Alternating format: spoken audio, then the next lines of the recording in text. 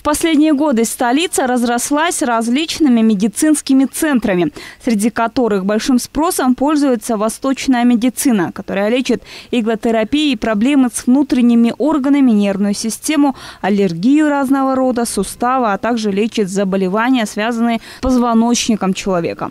Как отмечают специалисты, их иглы изготавливаются из драгоценных металлов, как золото и серебро, и не приносят организму пациента никакого вреда. Курс лечения составляет от 10 до 15 дней.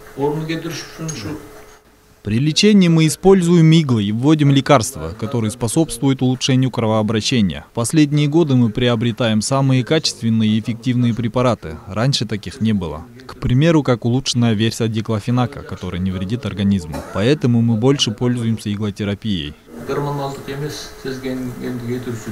Однако, несмотря на это, некоторые медики уверяют, что панацея от всех заболеваний – травы. Более того, они безвредные и экологически чистые средства при лечении каких-либо болезней, так как в лекарственных препаратах в большей степени содержатся химические добавки, которые могут дать побочный эффект. Альтернатива химическим препаратам – травы. Обычные лекарства лечат, но и калечат человека. Доказательство этому – пандемия в июле. Сейчас по-разному лечат – и иглами, и огнем. Но самое эффективное – это народные травы. Это доказывает и история.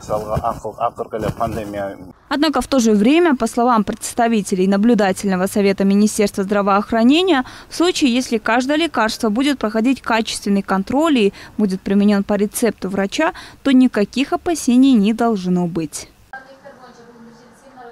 Отметим, что в Кыргызстане насчитывается сотни медклиник, а количество лекарственных трав превышает 4000. Кроме этого, более 300 фармкомпаний импортируют золотые иглы для терапии. Айдина Атбекова, Герим Токтаналиева, Танчтык Кольбаев, Нью ТВ.